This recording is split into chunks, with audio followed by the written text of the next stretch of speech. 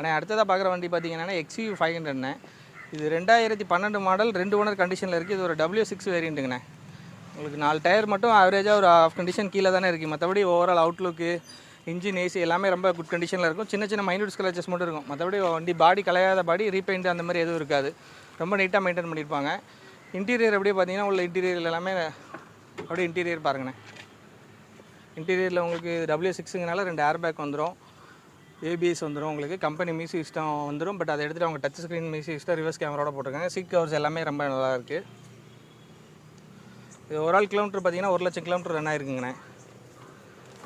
மற்றபடி எல்லாமே உங்களுக்கு நல்ல நீட் அண்ட் க்ளீனாக மெயின்டைன் பண்ணுங்க. எடுத்து அப்படியே ரன் பண்ணுற கண்டிஷனில் இருக்குது. இன்ஜின் பர்ஃபார்மன்ஸ் எல்லாமே ரொம்ப நல்ல கண்டிஷனில் இருக்குது. ஏசி நல்ல ஒர்க்கிங்கில் இருக்குங்கண்ணே. எடுத்தால் டயர் போடுற மாதிரி இருக்கும், இன்சூரன்ஸ் போடுற மாதிரி இருக்குங்கண்ணே. மற்றபடி வண்டியில் மேஜரான விலைகள் எதுவும் கிடையாது.